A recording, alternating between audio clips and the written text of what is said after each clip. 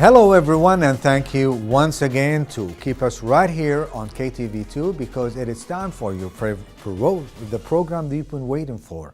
It is to the point. Now, tonight we are going to speak exclusively on one disease only, the Alzheimer's disease.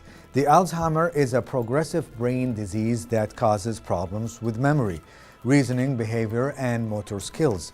Symptoms of the Alzheimer slowly worsen over time, and the disease is ultimately fatal.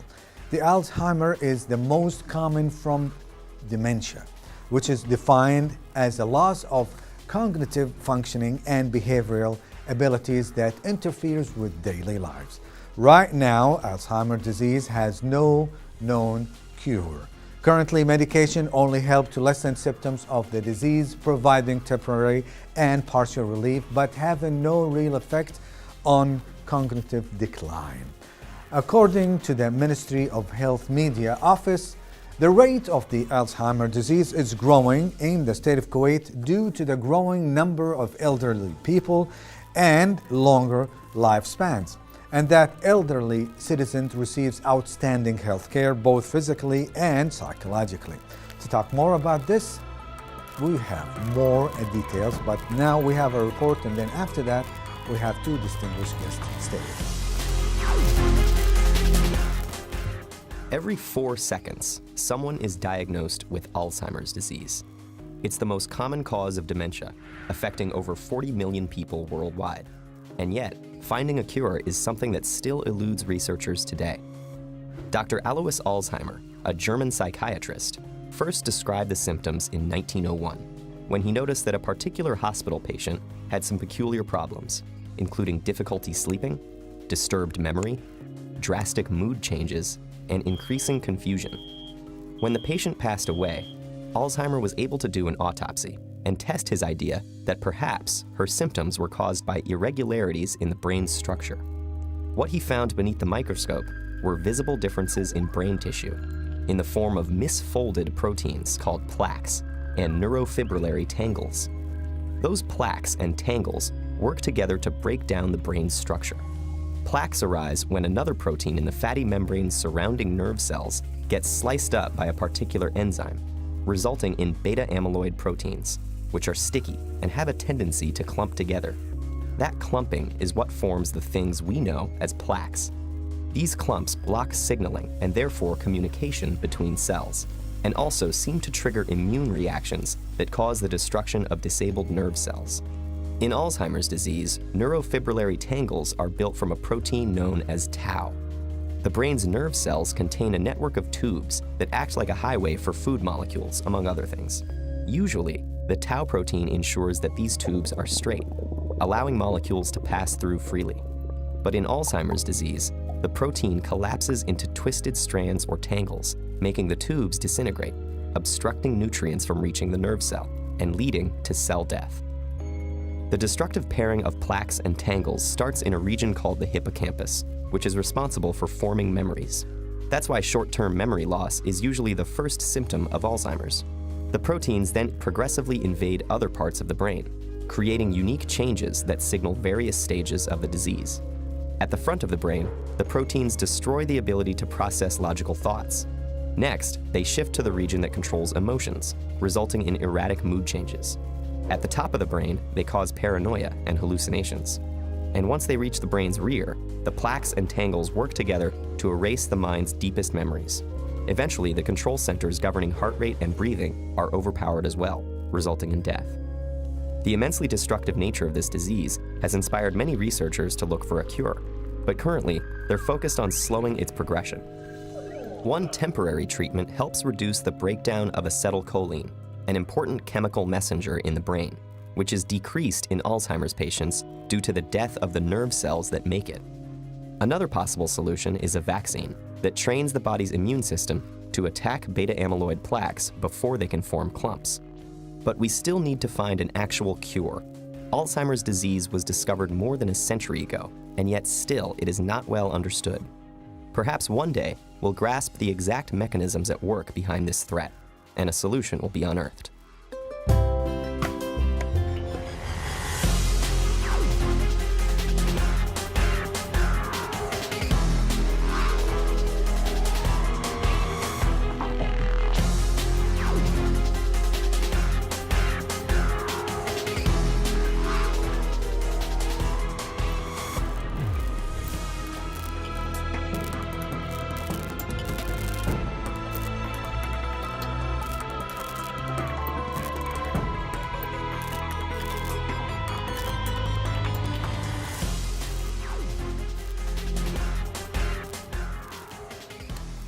According to the World Health Organization reports in 2015, 46.8 million people suffer from dementia worldwide, and that the number is expected to jump to 74.7 million by 2030.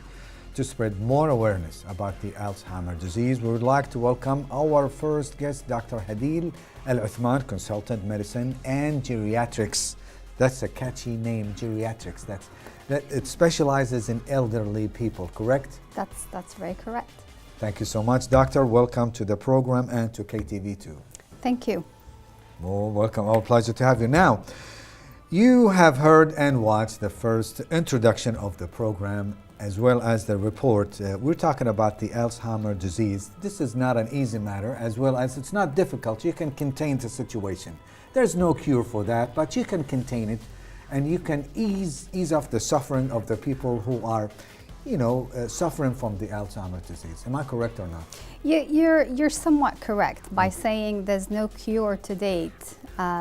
Whenever we have someone with an Alzheimer, as if you're telling them, we're sorry, this is your disease, and in fact there's no cure for it, you just have to live with it. The problem is not for the patient, it's for the caregiver, for the family, for the surroundings. Those are the people who are affected actually. So he's suffering as well as his family are suffering too. Yeah, probably he doesn't know that he's suffering. But you do not want to give up hope, correct or not? No. You want to tell him, well, take it easy, we might find something along the road. Yeah, I guess the role of the healthcare providers, whether it's me, the psychiatrist, the neurologist, or whoever is going to deal up with these cases, is to improve the quality of life of both the patient and the family. We're always targeting that patient and the family, because most of the time the patient won't know that they do have a problem and they do have the disease.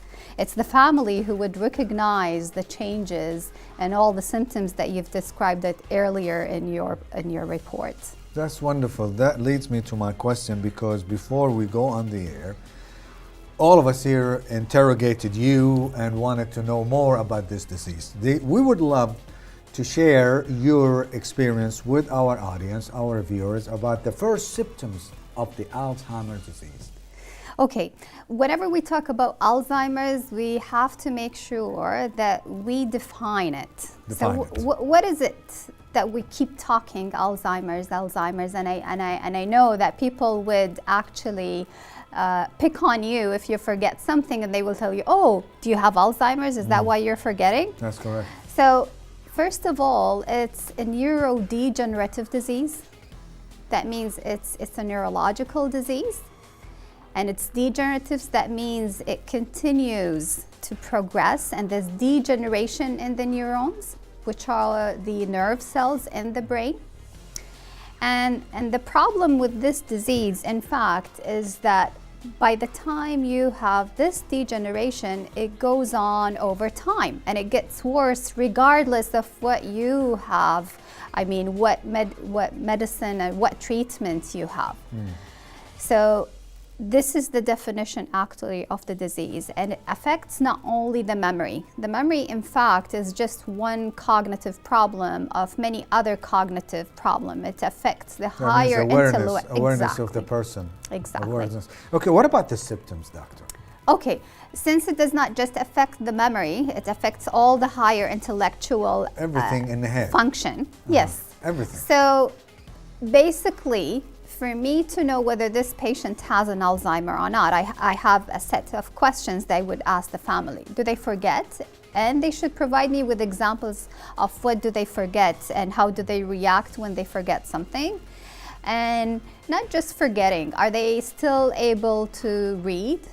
Do they still write? Do they comprehend what they read? Because everybody forgets every once in a while. That does not mean that he has these symptoms, correct? That's very correct. It's a common thing. But you can catch the person when he cannot read nor can write. This is another part of the cognitive dysfunction that happens with Alzheimer's disease. So there's the memory, there's the language, and there's something called visuospatial, which is actually, I call it your own GPS. It's your brain navigator. Your own GPS, about what? This is another function of the brain that gets lost in Alzheimer's. When you cannot know your way out of something familiar with it. Exactly. I'll give you a very simple example. Most of the, or not most, but I mean. Thank God I'm not on this stage yet. No, because not you. I'm a very forgetful person, honestly. I forget a lot. I guess you have something called benign forgetfulness and inattentive. So there's a problem with your attention and focusing whenever I give you an information or someone else would give you an information. It's not the memory itself. It's not. Okay, no, it's not. So the GPS, I'll give you a simple example. I'm sure you've heard about people wandering around. So the wandering behavior is another symptom of Alzheimer. A family would come to me saying, oh, my dad lost his way back home after going and praying in the mosque. It's common. It's not common. It's not normal for you to forget how to get back home when you've lived all your life in the same house. But if you reach a certain age, it might happen to you. Not necessarily. Not necessarily. No. Okay. No. That brings me to a very good point. As we age. No, I should reframe it. Alzheimer's is not normal stage of aging. It's not. No. When we get older, we do tend to lose some of the nerve cells, of the neurons. But what happens, our ability to learn a new task is still there, but slower. I'll give you a very good example of this. Try to introduce the smartphones to one of your grandparents. Oh. Believe me, they will start learning it, but the time that takes them exactly takes longer. So this ability does not vanish with time. It's still there. It's just slow, and you just have to reinforce the information for them again and again so that they can take it. So never take it like it's not by default. As we grow older, we're gonna have dementia. No. It happens, but not for everybody. It's not like by default. You see, when you're talking about people, it is the same thing with cars and also the same thing with computers and everything else. Because by the time goes by, it gets older. But it does not mean that it's not functional good. You understand? Yeah. So the same thing goes on a human being. Somewhat. If you think of it as an object, yes. Okay. Now, what about the people in the state of Kuwait? Because this is the main subject. We were talking about it before we go on the air. People think that if you have a certain diet, certain food, you just might not catch this disease. What about this? Okay, so that's true. Living a healthy lifestyle will protect you from dementia overall. But again, Alzheimer is just the eldest son of dementia. So dementia is the big word, and Alzheimer is just one of the most common dementias, the Alzheimer's. Now, if we follow a healthy lifestyle, if you go on diet, you don't have to go on a strict diet. You just have to eat healthy food. If you exercise, if you try to keep yourself cognitively and physically engaged and active, that will probably protect you from dementias. If you quit smoking, if you have, let's say, not you, but I mean, if someone have diabetes or hypertension or high cholesterol and they follow their medication, they actually do regular follow-ups with their doctors or with their healthcare providers, they probably should be fine. Okay, there's always a risk. But whenever you try to go through these channels, you're probably reducing that risk. Okay, what causes the memory losses? Okay. Because people think that I have something not functioning real good in my head. But you find out that he has a lot on his mind. And just like you mentioned before we go on the air, lots of information. It makes it complicated in your head. You think that you're losing something, but you're not. Okay. So if we want to know what exactly causes Alzheimer's, there's a lot of hypotheses.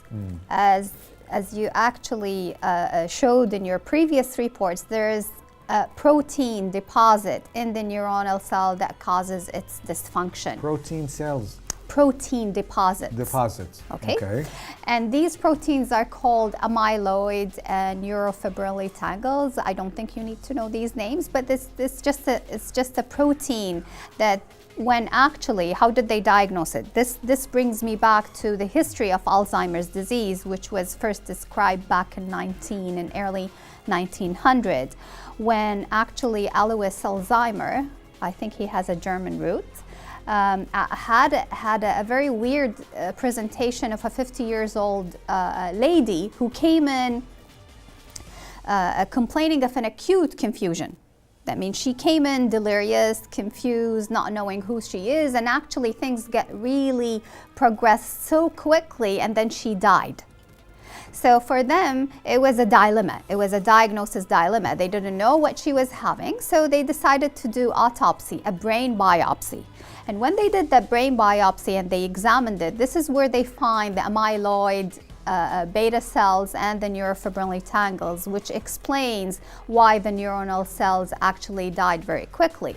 And that explains her presentation. So there are hypotheses, and this is where the researchers are targeting, is to stop the deposit from accumulating in the neuronal cells and stops its damages. Before we lose our time right here, because time is running so fast with you, what about the stroke and Alzheimer's disease? Is there any connection between them? Stroke actually causes another kind of a dementia. It's called the vascular dementia. So we mentioned that the family name is dementia, and then the eldest son is the Alzheimer. Right after comes the vascular dementia, and then there's the mixed dementia, which is a mix between two different kinds, and then Lewy body, and then frontotemporal dementia. So stroke, by having a stroke, it increases your risk of having something called a vascular dementia. That's different. Yes, that's different. People, honestly, they think that it is something you inherit from your own family, heredity, something like it has to do with it. Others disagree. In fact, this is true. It's true. There's a hereditary, and it's called actually familial component to the disease. But this familial component accounts only for less than 5% of the cases, whereas the rest will go and explained by the other hypothesis, which is the amyloid deposits. Something like that. Yep. Now, is it exclusively for men or women? Because they think, no, it happens all the time for men. Others, they say to women. No, it's not exclusively for men, actually, but men are more affected than women. Why? I have no idea, but this is when they did the statistics and the demographics, they found it more in men. There's no race difference. Usually for any diseases, this is what you look at. Is there a difference of their race or sex? And this is what they find in Alzheimer's. I don't know, because I have read some reports about this, because men, they have more things on their minds than women. It could be wrong. See, we're not going to make it to women or gender issue. It's not a gender issue. No, it's not. Okay, but they think that the men catch this disease. You know, I'm not going to be faster. I'm not going to say slower or something like that, but more than the women, because they are more active than the women. So what do you think? So are you telling me that men gets affected with Alzheimer more or less? No, more.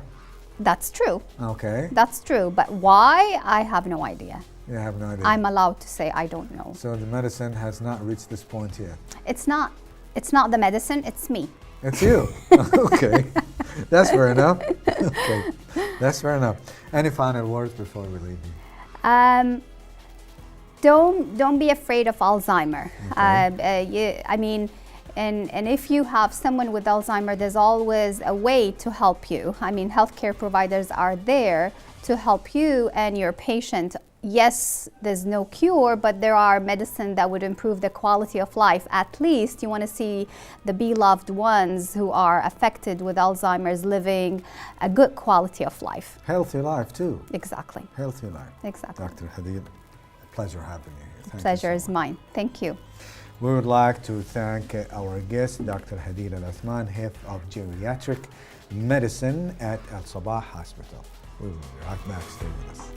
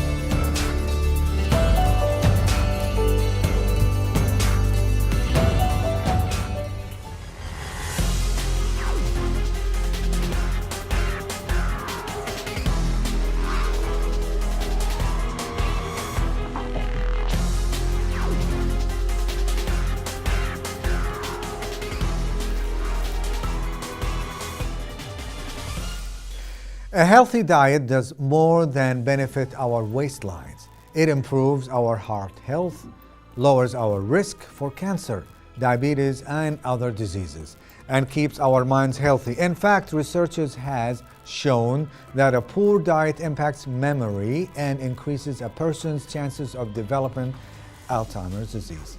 Dr. Younis Salmeen, Kuwait University Nutrition Department, right here in the phone and by the phone. Good evening, doctor, and thank you so much for being with us. Good evening, and thanks for the invitation. It's our pleasure.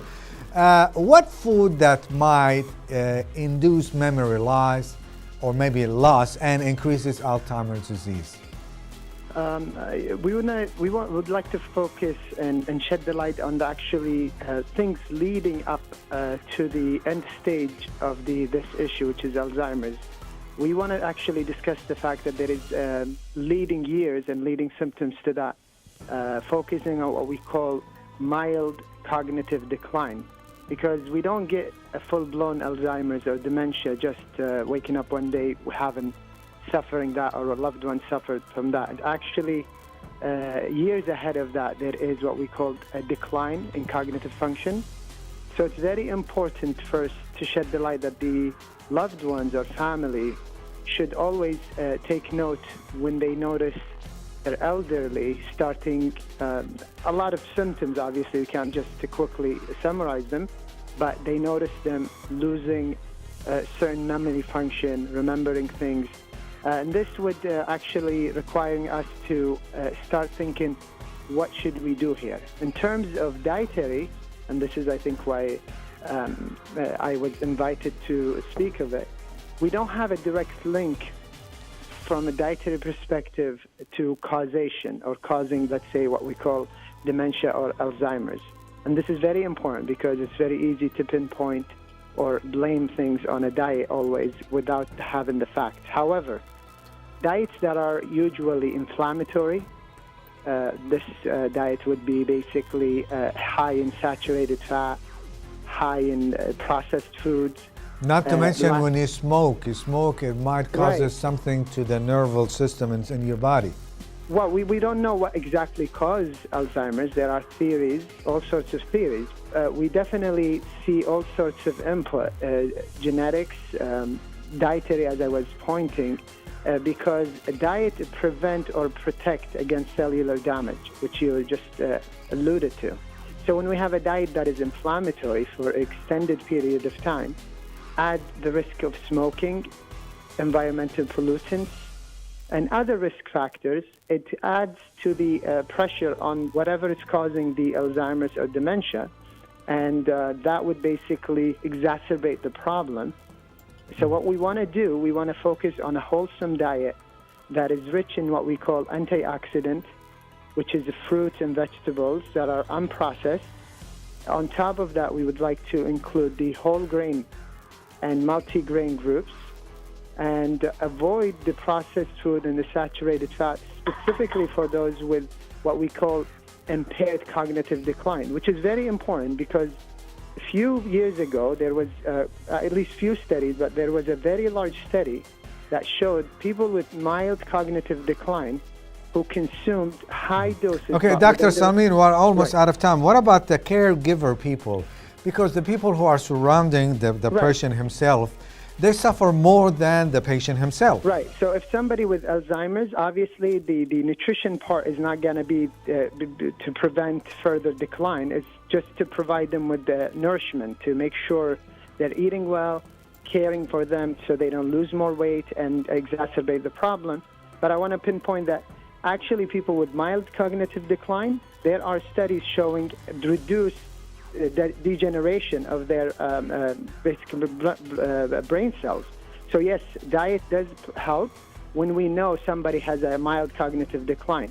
So this is very important. Hopefully we have a different segment to speak more. We hope the so. diet plays a preventative role in that case when we are ahead of Alzheimer's. We shouldn't wait till somebody have Alzheimer's. You are Because then precisely, it's just about care for you their are weight. precisely right. Thank you so and much, energy. Dr. You're Younis welcome. Salmeen. Thanks for the invitation. A pleasure to have you here. We'd like to thank Dr. Younis Salmeen, Kuwait University Nutrition Department.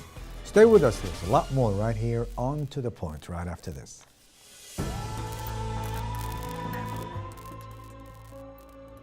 This morning you'll wake up and you won't know where you are.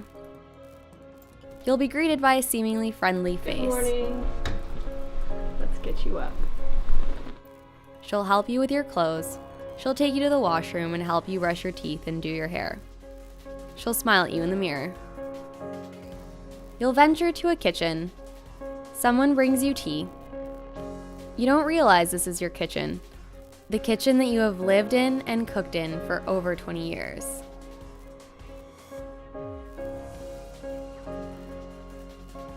You'll go about your day completely supervised, completely dependent, because without someone around you, you wouldn't do anything.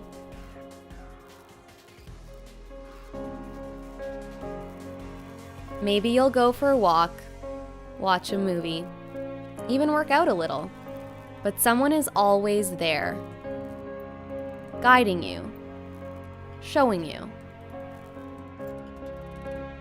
Each night, you'll have dinner, and maybe even recognize one person who joins you at the table. You'll laugh when they laugh, and be silent when they talk about the day's events. But you're unable to contribute because even what happened a mere 15 minutes ago is lost to you. Someone will take you to bed, put away your clothes, help you in the washroom, help you into your pajamas, and tuck you in. Then she'll look at you the way she always has and say, "Good night, Mommy." But you won't make the connection.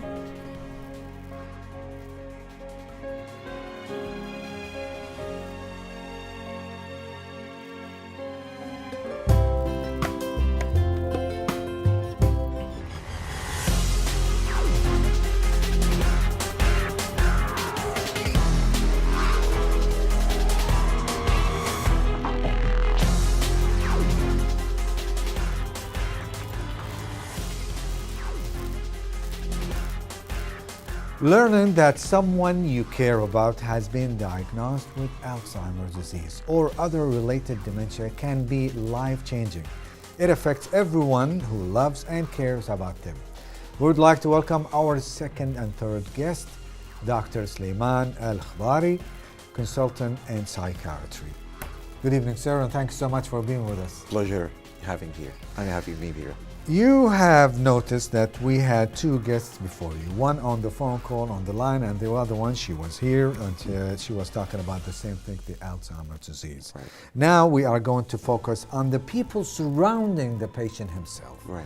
because it affects them as much as the patient himself. Right. Let's talk about this.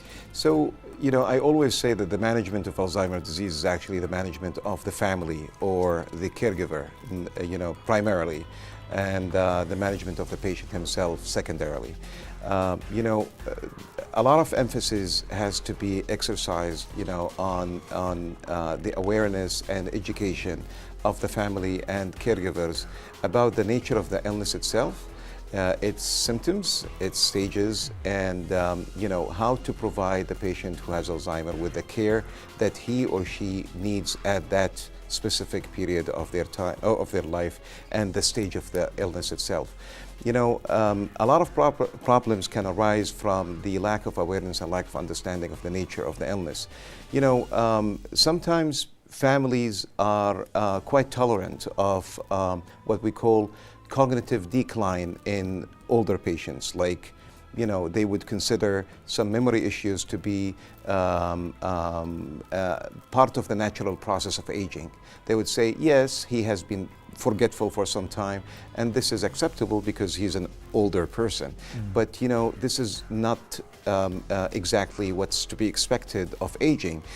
For example, 55% of people older than 85 years of age don't have a significant memory problem. So the majority of people who are older than 85, they live healthy cognitively, and memory-wise. So that's why we would like from you, doctor, to tell us that, can you classify this illness as a mental illness or not?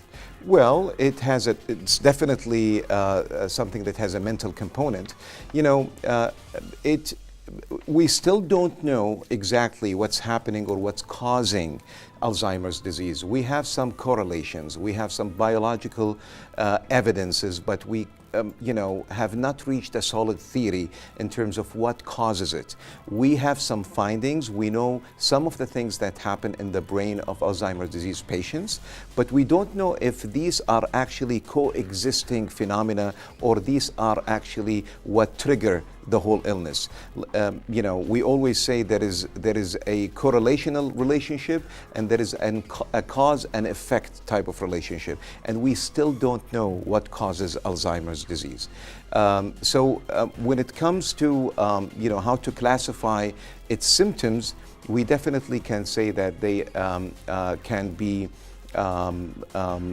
subclassified into neurological symptoms and psychological or behavioral symptoms. The neurological symptoms would typically happen later in the stage, or the stage? You mean later on? We're talking about moderate to. Well, that's a tricky question because age has no direct relationship to the progression of the illness. Like, for example, so people may suffer from this disease early of their ages, like maybe 45 and 10% of people with Alzheimer's disease would have it before the age of 65.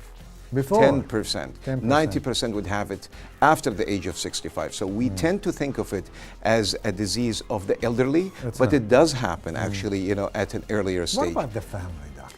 So first of all, first of all, families have, some of them are terrified because one of the first questions is that, will I have the same condition? And we don't know. We know in the case of early onset Alzheimer's disease, those who actually have the disease before the age of 65, that there is a familial type of inheritance that would happen in every generation of that family. But we don't know for sure if it's going to happen in that individual or not. So I'm not sure if that answers your question. Oh, it does, yes. But I'm talking about something, I want to talk about something else, the patient family themselves. Right. They suffer. I'm not talking about they may have the same symptoms. No, we're talking about how they can take care of the patient himself. Right. To provide comfort, to provide stability in the house. Because if something is wrong in the house, that means something wrong with the whole family. Sure. So first thing, you won't be able to provide support unless you understand what's going on. So we have to educate the families about the nature of the illness and its progression. And you know what? There is something called the 5 stages of grief. Grief typically happens, when you lose somebody, when somebody dies. At first you're in shock, then you're in anger, then you're exhibiting some sort of bargaining. I wish they can come. If they can come, I would change, I would do this or that. Then you go into a phase of depression. But it's the same thing here. It's the same thing. You go through the stage of depression, then the final stage is acceptance.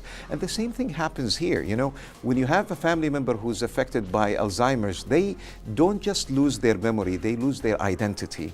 And it's very difficult for some people to actually admit and live with this, because they're so close, with that family member. They love them, they share a lot of memories, they share a lot of experiences, they share a lot of life stories, So to actually witness this person fade away, change into a state of or another kind or type of existence where they sometimes can't identify their siblings, their children, their loved ones. It's very difficult for families to take. And I always tell families, I know it's difficult, but try to put your ego outside of this equation, That's why you have to have some kind of a gathering. Right. Every once in a while, and have the patient himself, or maybe herself, who are suffering from these symptoms like dementia or probably awareness about his exactly where he is, something like that. Definitely, but it's a double-edged sword, because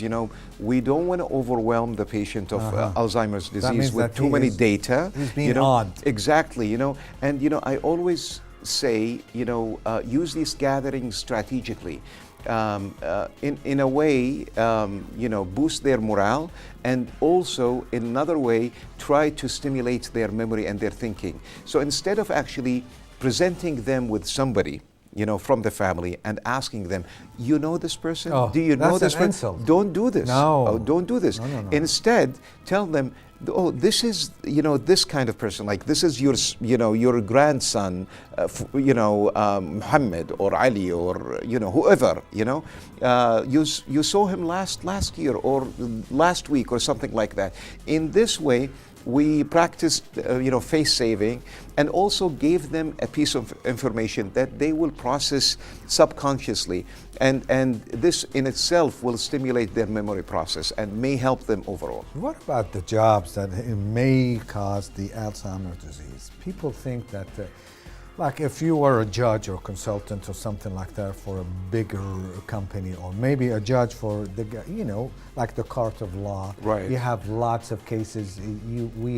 You've read lots of cases. You have made verdicts. So you exercise a lot of mental energy or This is mental what I'm talking process. about. You have made lots of verdicts for some kind of cases, political cases, or probably security cases. Right. It might affect the way you think, or maybe it might, early stages of the illness. Sure. So there is no job that can protect you, from getting Alzheimer's disease. However, even in television.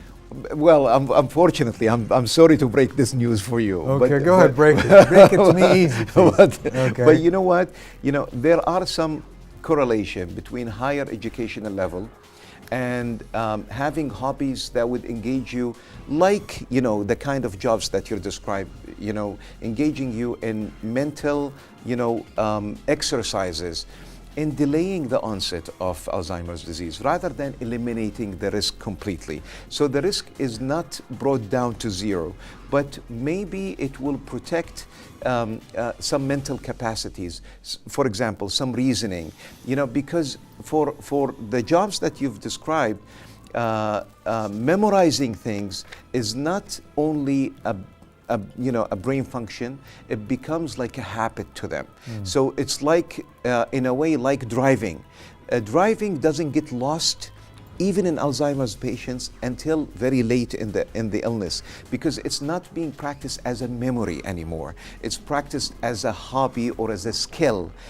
So if your job gives you the opportunity to exercise some mental processes at a prolonged period of time, this can protect you against the early emergence of Alzheimer's disease signs. What about the phases that the patient goes through? Like phase number 1, you are going to lose some kind of memory. Yes. Phase number 2, you are going to lose some kind of awareness. Right. Phase number 3 is 4, 5, 6, 7, so on and so forth. Yes. So we can categorize them or divide them into three main, as you said, three main categories or stages. The early sign or the early stage, manifest mainly with mild memory issues that can be also identifiable by the patient himself. The patient can admit, sometimes very difficult, I'm a forgetful because person. Exactly, I don't know what's going on, and sometimes they try to cover it because they just can't admit it. It's so embarrassing for them. The second stage is when we start to have other type of symptoms, not just the memory problem, such as behavioral changes. Meaning? Like personality change. They became from withdrawn.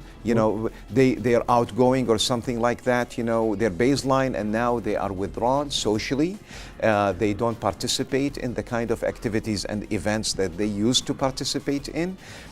Sometimes they start to exhibit what they call delusions or hallucinations. I think that people here are against me. They are trying to harm me in some way. They're monitoring me.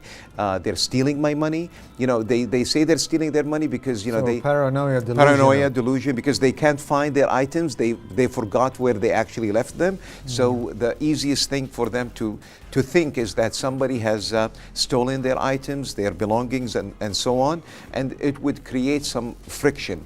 So when we have more memory problem and behavioral and personality changes, this is where we got into the, what we call the middle stage of Alzheimer's disease.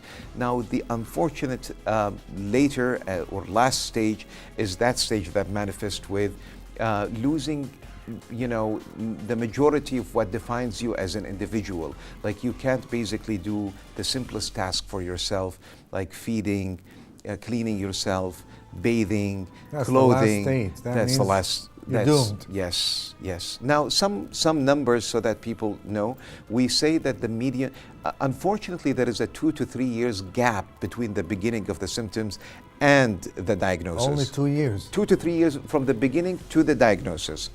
But that's not too long. That's way too short. Well, that's with the advancement of screening, and that we're talking about this stage in science. It used to be longer in the past, but also these 2 to 3 years gap or lag would result in a significant At the beginning decline. of the show here tonight, mentioned something in the report that there are some kind of medication helps you to contain the situation, not to cure it. Yes. How about that? Unfortunately, there is no cure for Alzheimer's at this point. Well, there is a set of medications, and there is a set of behavioral. And these medications help you for what? They delay. Delay what? The inevitable. They delay, exactly. They delay the deterioration. So basically, instead of getting to the last stage in 1 or 2 years, this may take you for like 4, 5, 6 years. So in that sense, it can be quite helpful to a lot of families. But also there are other medications that can be used, but this is not for the memory issue itself.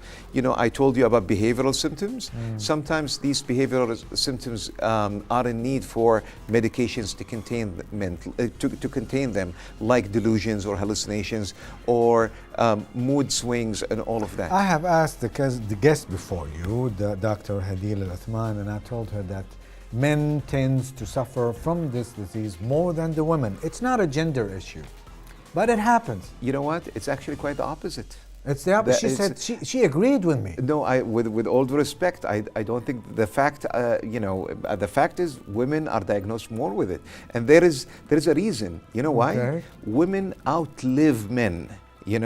We are poor people. We die with a heart attack. We don't cause trouble in in this world. We leave early. We don't cling to life. But women, I'm just joking. Women, live longer. So it has its token, on people. Living longer means that you will experience, later life kind of diseases more, and one of them is dementia. Really? Yes.